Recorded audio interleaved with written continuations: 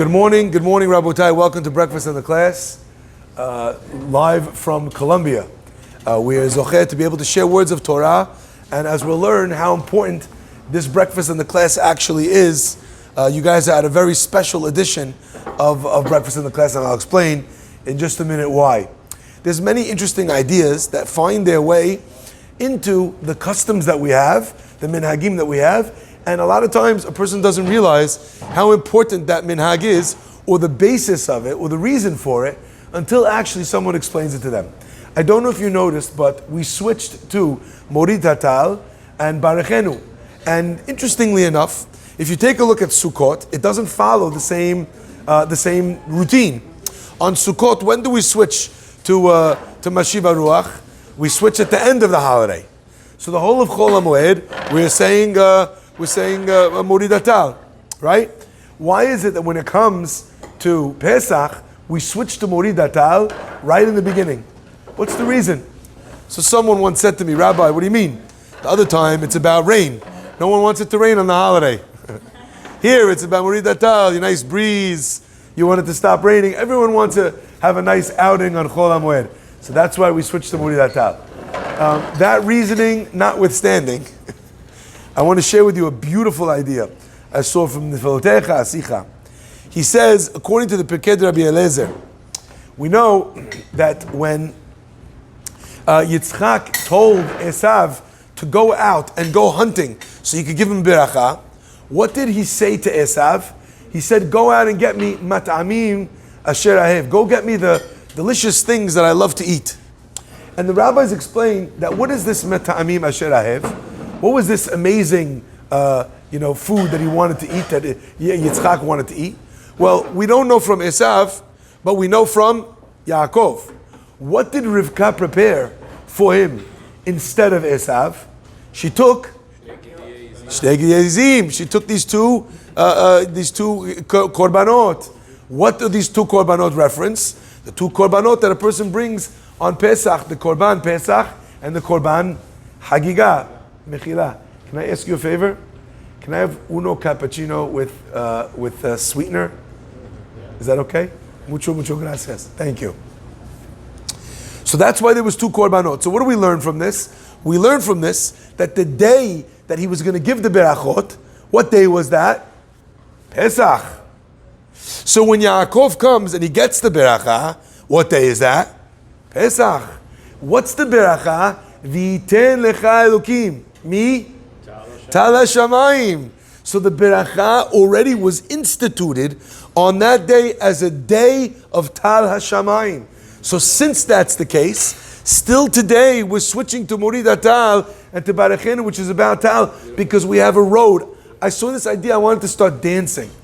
As we know, when it comes to Shaharit, Mincha and Arbit, where do these prayers come from? Tefillot, says the Gemara, Tefillot Avot Tikinum. Our forefathers instituted them.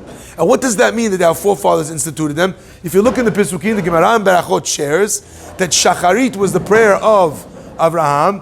Mincha Yetzi Yitzchak Lasuach Basadeh. He goes to speak in the field, En Sicha Ela Tefillah. So Yitzchak prays Mincha, and Yaakov, right? What does he do? He goes and he prays Vayifga En Pigia Ela Lashon Tefillah. What does Yaakov do?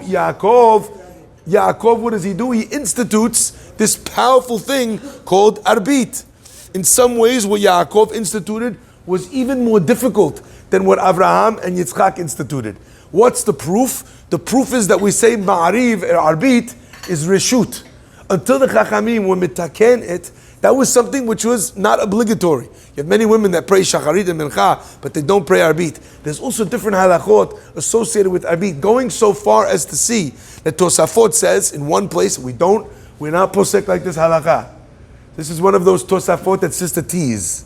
But Tosafot says, you went to bed, you forgot it was Arbit, you're rolling over, you got comfortable, and all of a sudden you're like, oh no, Arbit.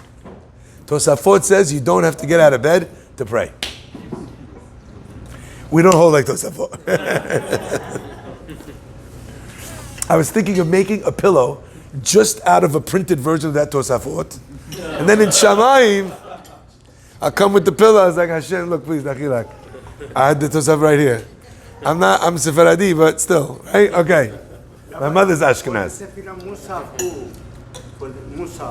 Musaf, we do not say this comes from the Avot. Number one, we only have 3 Avot. Number two, Musaf represents the Korban of the Korban Musaf. And since it's not a daily thing, it could not come from the Avot. I just said something to you very deep. I don't know if you understood. Musaf is something that only comes up on certain days when we have the Korbanot of Musaf. If it would have come from one of the Avot, it would have been something which was essential. If it was essential, it would have to be every day. So Musaf could not have been a tefillah that was instituted by our Avot. It's a very deep concept. I'm glad that you brought it up, so we were able to bring it out and share it today. Okay? Now, since that's the case, my friends, so we understand that when our Avot did something, they prayed a tefillah, right? Even if in the Torah, all it says is, thank you so much. All it says is, Vayifga b'makom. All it says is, Lasuach basadeh. And from the one word we say, Sicha tefillah, Pigiyah tefillah. We have Shachrit Mincha Arbit. How much more so? 1,000,000 times over. When the beracha of Tal was instituted by Yitzchak, on the day of Pesach, we should switch to Morid Tal, we should switch to Barachenu, because we're plugging into the prayer of Yitzchak Avinu, of Tal, of the dew. Now, my friends, I want, like they say, not to make much ado about nothing. I would like to make much ado about something. I don't know if you got that doing that little pun right there. We're talking about much ado about nothing. Okay, now, all dad jokes in the world would be proud. Baruch, please only answer amen if you're listening to this live. Baruch atah Adonai. Eloheinu melech haolam sha'akol nihiyah baro. Amen. Thank you.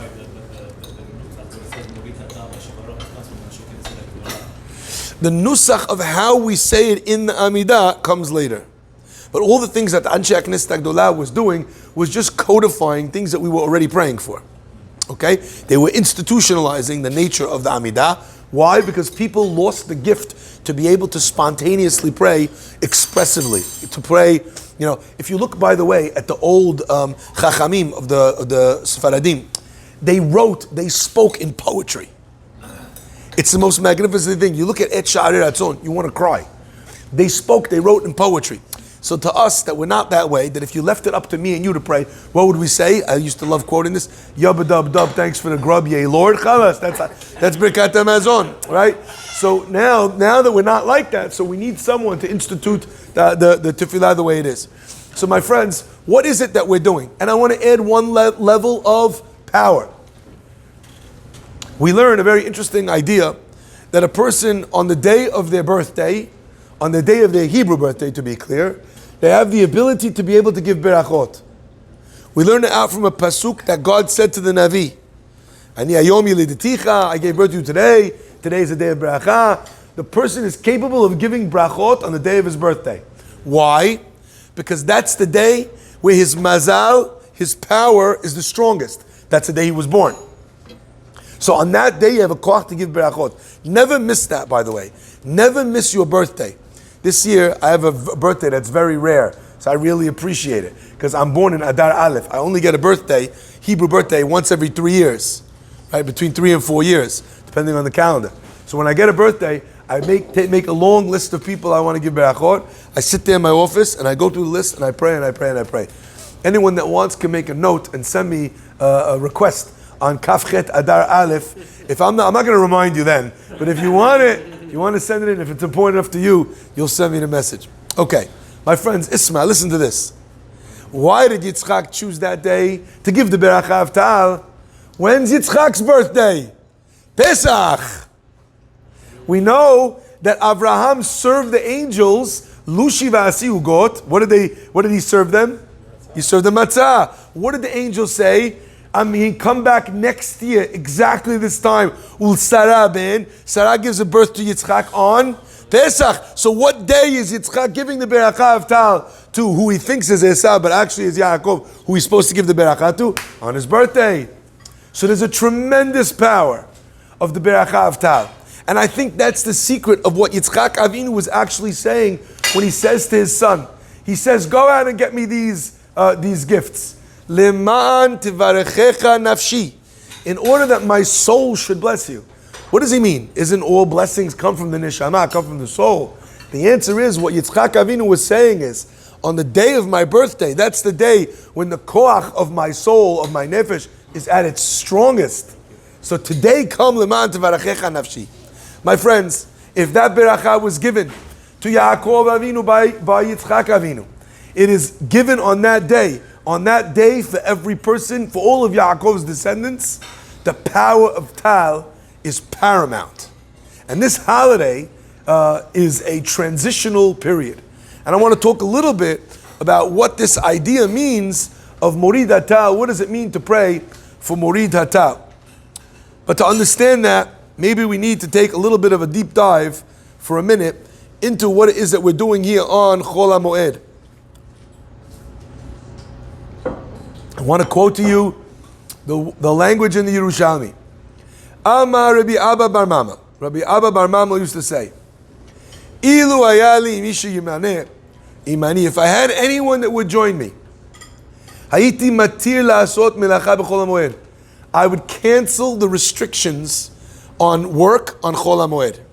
If I would have anyone that would join me, I would cancel the isurim on Chol Hamoed. What does that mean? That means before Rabbi Abba Bar Mama, there are isurim on melacha on Chol Hamoed. Okay? What are we allowed to do on Chol Hamoed? Technically, it should be regular like the holiday. What are you allowed to do? You're allowed to do things for Ochel Nefesh. Whatever you would need to do, all these different things. We say also Davar Aved, we talked about this yesterday. If a person is going to suffer a tremendous loss at work, he's allowed to work a little bit on Chol Hamoed for things that are going to cause him a tremendous loss. So there's certain exclusions. But technically, the laws of Chol Hamoed have Yisur Melacha. You're not supposed to do Melacha. Says Rav Abba Bar Mama, I would abolish that if I could. But I have no one to join with me to create this bed din. Okay? Why? Ki kelum aseru. Listen to this is unreal. Kelum aseru la'asot melacha. Why did they forbid doing work on Chol Hamoed? Ela kedei shiyu ochlim v'shotim v'oskim b'Torah. The reason why we did this was in order that we should be able to eat and drink and to study Torah. To be free to do this. Vehem, but what do people do? Ochlim, v'shotim, they eat, they drink, they're not working, because isur melacha. So what are they doing instead? Upochazim. Interesting language. Pochazim. Anyone know what that means? Sorry? It sounds like a piggy word, doesn't it? Like pochazim. But like almost like chazir, I don't know, like I get with the, but it's not what it means. In Ashkenaz. Okay, what is pochazim? I speak fluent Yiddish, by the way. You're not squeezing that past me. Okay? So what is pochazim? Where does it come from? The language of pochazim comes from a word in the Torah. Excellent. Pahas kamayim. Right? Reuven, in the blessings from Yaakov Avinu to his children, what does he say to Reuven? Pachas kamayim al totar. What does pachas mean?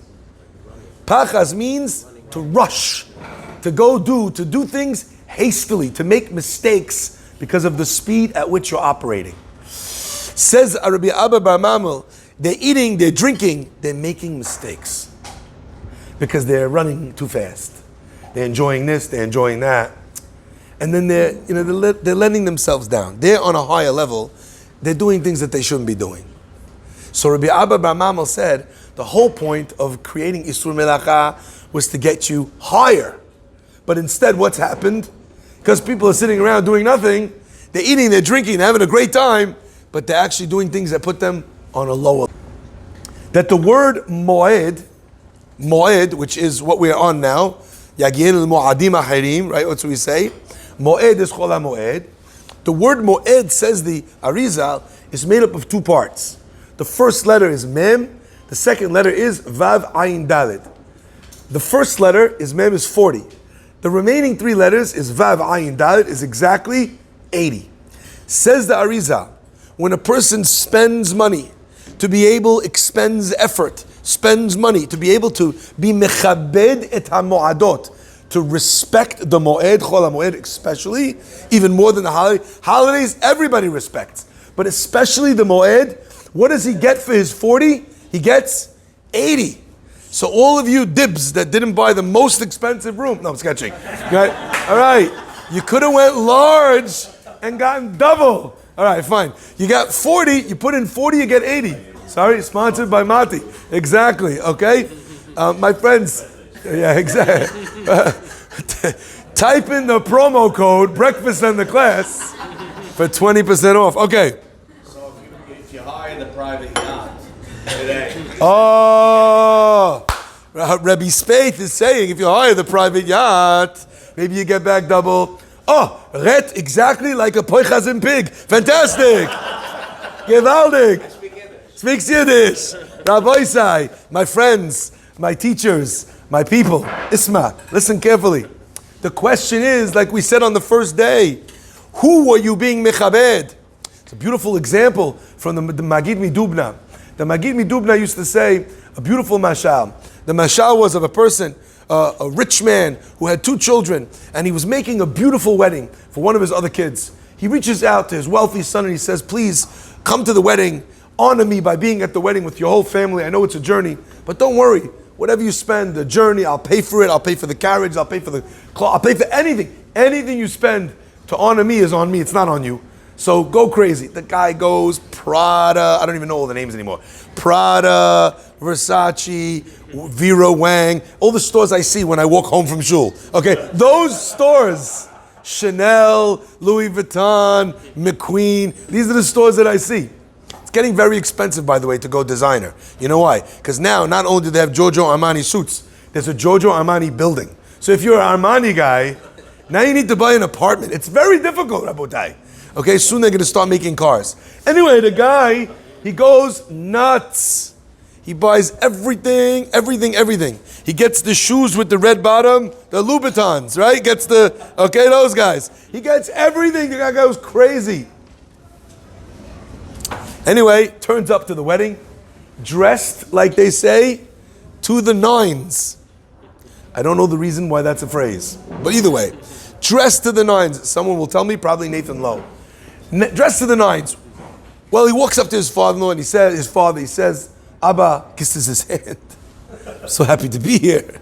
Everything lechvod, my father, exactly. And the father says to him, he says, thank you so much. He says, do you have a receipt? He says, yes. He takes the receipt, crumples it up into a ball, he throws it in the garbage. The guy spent, God knows, $1 million getting his family ready for this wedding. He says, Dad, you told me whatever I spent is going to be covered. The father says, come with me. Takes him by the hand, walks him across the hall. Across the hall, who's sitting there? This rich man, his brother, one of the other sons of this rich man. And he's a pauper, he's an ani. And he's sitting there in tattered clothes. And his kid is sitting there taking food off the table, putting it in his pocket, so that later on he'll have more food, so that he'll be able to not go hungry. And he says to his son, Rohi, I told you I would cover expenses for anything you did for my honor. If you did this for my honor, would you have allowed your brother to come to the wedding looking like he does? You didn't do this for me, you did this for you. I didn't say I'm covering respect expenses for you. I said I'm covering respect expenses for me. Says Harambam, what is Simchat Yom Tov that God says, here's my black Amex? What is God covering and rewarding double? What is Simchat Yom Tov? Not what is Simchat Kreso. If you're worried only about your stomach, that's just about you.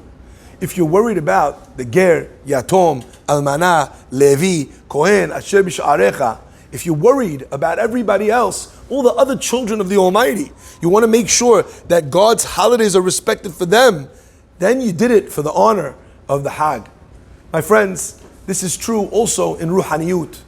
Person comes to Shamayim, and my friends, I beg your indulgence now, because I'm going to hit you hard. You're going to come to Shamayim with all your mitzvot, with your beautiful suit and your shoes, with your unbelievable no-show socks, Hazaku Baruch. You've got the fantastic drip, the Rolex, whatever it is. But in mitzvot, your daf yomi, your everything, all that you learned, all that you did, and you're going to say to Hashem, that's it, I'm here. Pay me. And God's going to look at all of your mitzvot. Because why did God create the world? Lichvodi berativ, God says. I created it for my honor. All these mitzvot that you're supposed to be doing, we're supposed to be in respect for me. But you let your brother work on Shabbat, not say anything to him. You never invited him home. You let this guy not know Aleph Bet while you're sitting there finishing Shas for the 7th time. And you want to tell me that you think that that's for my honor? If it was for my honor, wouldn't you be worried about the humiliation that I, as God, am feeling when most of Am Yisrael is off the rails? I'm sorry, I can't pay you for things that you did for your own honor. Lichvod haregel, lichvod hamoed. What is the kavod of the moed? Rabbi Abba Bar Mamel tells us, we made you stop working. But why do we make you stop working? So that you could study Torah. Everyone in the world, there's a million lists. I don't know if you know. 62 places you could go with your family on Chol HaMoed. 94 restaurants that are open kasher lePesach for Chol HaMoed. Everyone got these lists, right? Did anyone get a list that says 42 shiurim that you could attend on Chol HaMoed? 20 days of learning that you could have in a Bet Knesset. You didn't have it. That's what Chol HaMoed's for. It's to spend time with whom? With Borei Olam. Moed means a time of coming together with Hashem. My friends, we spend money, time, effort making sure that we have amazing accommodations, beautiful clothes for the holiday, delicious food, fantastic. But when you start your day with Torah, you're saying to God, none of this begins until we study Torah. Do you know how valuable this class is? Shame nobody thought to sponsor it. It's too late now. I'm taking it for myself. My friends, do you know how important it is to make sure you plant a flag in Chol HaMoed for spirituality? Now let me say this. There is not only one kind of spirituality. We just went and we prayed. And after we finished praying, we came to here to study Torah. That is two kinds of spirituality. But my friends, spending time with your wife and children can be the most spiritual thing in the world. Building the love and the connection with your family during a trip like this, going somewhere, enjoying the time with them, that's also something that is uniquely spiritual, uniquely beautiful. I love the idea. We say about the Korban Pesach that it's eno ne'echal ela leminuyav. Who could eat from your Korban Pesach? Only the ones whose names are written down. You know why we write people's names down usually? So we don't forget them. Everyone in your family is written down. They are part of this holiday. Did I spend the time with that child? Did I give my wife a little bit of TLC, making sure that she feels taken care of? And you don't have to do that on a program. You don't need to go away in order to do that. You could do that in the comfort of your own home. You could do that if you're in Brooklyn or Deal or Lakewood or wherever you might be. My friends, but when you use your mind to say, this is what I'm doing, I want my children, my family to feel loved, noticed, paid attention to. When a person does that, my friends, then they're bringing a tremendous ruhaniyut to this. And I will end by saying this. You know, the Pasuk tells us, Ki lekach tov natati lachem. I gave you a good business. Lekach tov natati lachem, torati al ta'azovu. Don't abandon my Torah. It's a great business. This is an amazing gig, Torah and mitzvot. Ask the Chafetz Chaim, you're going to call the Torah a business? Why? Whenever the Torah uses a euphemism, it's doing that for a reason. Why is it calling Torah a business? I'll give you one answer before I give you the answer I want to use today. One answer is, there's no such thing as a business that does not take a reckoning. Imagine you have 5,000, remember we used to have Walkmans, right? In 1980, you'd have had a killer business. Yellow Walkman, especially the one with the extra flap that went over to make it waterproof. Remember that? With the rubber play button. Everyone, if you had that, you were the coolest ever. Then you had the little tiny headphone with the metal and the little fat, like little orange, headphones. That's it. You were dope. Imagine you had a Walkman. No, now it's not as hot an item. Although now it's making a comeback because retro. You know why, by the way, vintage and retro is so popular, it's so fashionable, it's so expensive? Because there is an underlying desire within people to go back to the way things were. A recognition of the fact that our world is messed up. And therefore, they feel when they look at vintage or play things on vinyl, that they're going back to a simpler time. It's the soul craving a divestment from all of the things that we've got going on. Says the Chafetz Chaim, take notice, you're putting investment in your life into A, B, C. What's the return on investment on A? Is it enough? Maybe tweak it. You have to be able to look at these things and think, this item's not selling. You know what, this item, I'm selling tons of it. But you know what, I'm not selling it. There was an old Jackie Mason joke. You know that Jackie Mason joke? He says, you meet a Jewish guy. You ask him about, the guy says, he goes, you know a guy? I go, of course I know a guy. Right? I want to buy a watch. He goes, I get it 50% off, 50% off, 20% off, 20% off. He goes, I get cost. And the guy says, I know a guy below cost. Below cost. How does he make money? Sells a lot of watches. It doesn't matter how many watches you sell if you're selling it below cost. If in your life, in your spirituality, you're selling below cost, it's time to shift out of that class. It's time to shift out of that practice. Because you're not making your return on investment. Your most valuable resource is your time. That's the Chafetz Chaim says. I'm going to share with you a different answer. You know what a different answer is? This is the idea. In business, you always want to be able to have something called exponential growth. That means I don't want to grow just by the work of my hands. I want my growth to prompt further growth which is bigger than me. So as an example, you start making money not when you have one office, but when you have now 2 offices. Where even though if I'm not there, that business operates.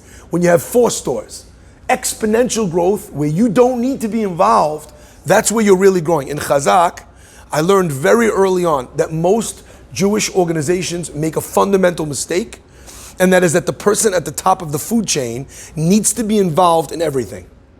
And what that means is that it is limited by his or her time. You really need to do is find people that you trust completely, send them out and let them do their thing.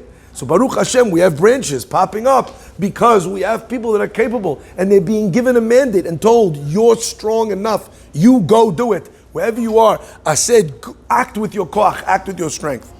My friends, that's the idea of a mitzvah. Look at my Torah. My Torah is exponential growth. You saved one person from intermarriage, all of their children, for all time, are your zechut. Says the Yerushalmi, when a person studies Torah and no one else is studying Torah, notel sachar keneged kulam. Best days in the year, calendar year, to learn Torah, if you want ROI, is Purim. Ain't nobody learning on Purim. Right now they started this whole Kolel Mordechai Tzaddik, gorgeous what they're doing. Right, but now you're making less sachar. And Chol Hamoed. Everyone's running to their trip, no one's learning Torah. That means if you spent with us 29 minutes, hopefully by the end of this class, 31 minutes or 30 minutes learning Torah, that 30 minutes is multiplied by every person out there that did not learn Torah. Why? Because in these moments, the pasuk says, "Im lo biriti yomam shamayim v'layla hukot shamayim va'aretz lo samti." If not for my eternal day and night covenant, I would not have placed the laws of creation into effect. The world is existing on this moment because of your Torah. Normally, it's held up by all the people studying Torah.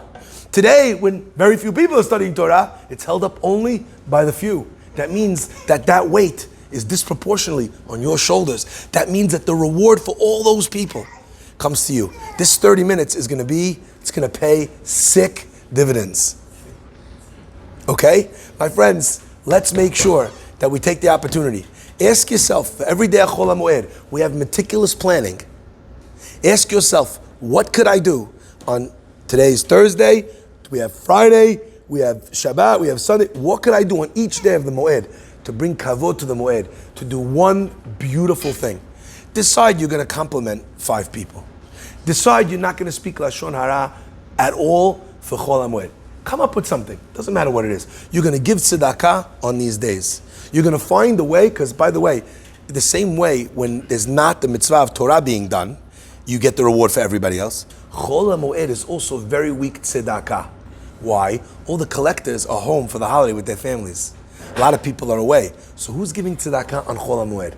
Almost nobody. We didn't even sell the aliyot and shul today. You understand?